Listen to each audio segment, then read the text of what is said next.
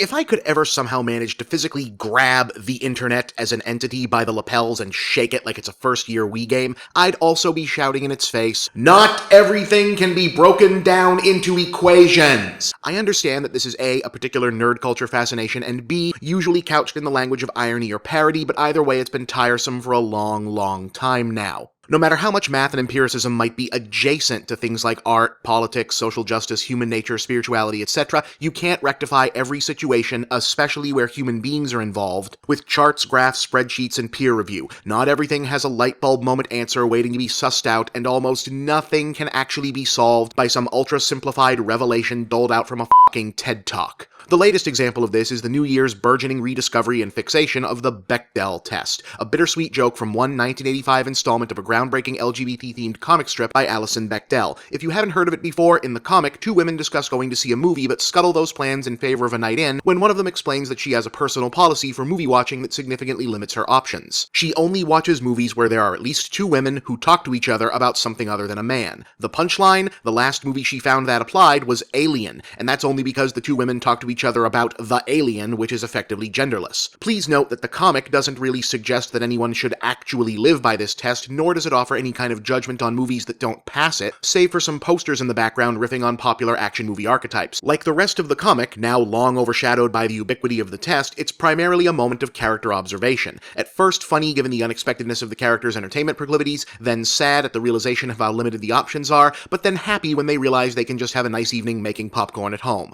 The plot device of the test isn't so much passing judgment as it is asking the reader to stop and think about how strange it actually is that so few movies feature what at first sounds like an incredibly basic everyday fact of life thing as two women talking about something other than a guy. I mean, I bet most people, if asked, can name more movies that would pass the "I only watch movies where an animal plays a sport that an animal would not normally be expected to play" test than this one, and that's kinda messed up. It also, like any clever thought exercise, proves its point even through its own challenges. For example, one might counter with, well, that's unfair. It's just a fact that a lot of the spaces where interesting movie-worthy stories occur also happen to be male-only or overwhelmingly male-dominated. The military, law enforcement, the priesthood, the business world, science, organized crime, etc. Why, yes, you're right. Now why might so much of our society be historically arranged in such a way? Lesson over, Daniel-san. Unfortunately, somewhat open-ended thought exercises are not something the internet is especially good at grappling with. The internet, and by extension a lot of internet-based activism, wants data, empirical pass-or-fail rankings by which to categorize things for easy consumption and/or point scoring. As such, there's been a big push towards using versions of the test as a measure of the film's so-called feminist credentials via assigning some kind of Bechdel rating, a practice which has now exploded thanks to the joint news items of several Swedish movie theaters announcing that they'll start advertising the Bechdel rating of film releases and the publication of a chart showing that in 2013, more successful movies passed the test than failed the test. Now, as a statistic, that's definitely interesting, but it doesn't really tell us much beyond a surface-level reading of an individual movie. No matter how well-intentioned, it can't tell us anything of substance about a film in question. Citizen Kane, The Godfather, Ben-Hur, and Star Wars all fail, but The Bikini Car Wash Company passes. It doesn't even really work as a reliable measure of female characters' depth or empowerment. Almost any movie about Joan of Arc? Probable fail. Terminator 2? Yeah, with Sarah Connor? Fail. What would pass? Debbie Does Dallas.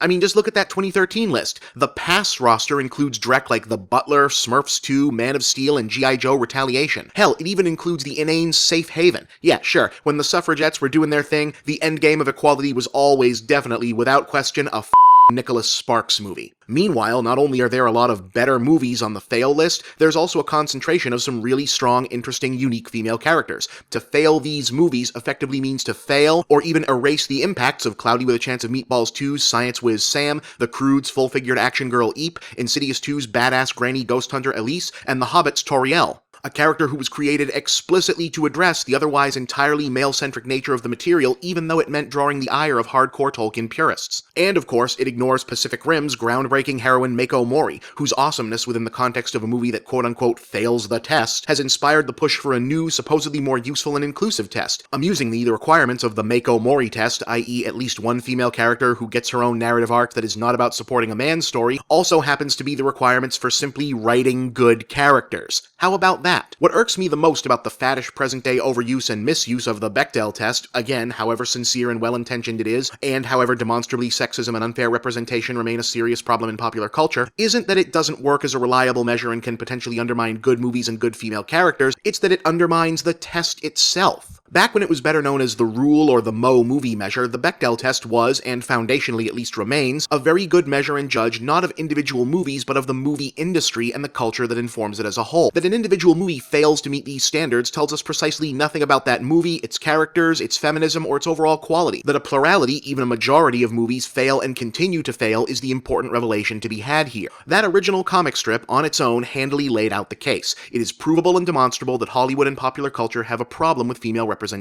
Continuing to snipe around for new examples of the symptoms we already diagnosed is pointless and counterproductive, when we already know exactly where the disease continues to fester. I'm Bob, and that's the big picture.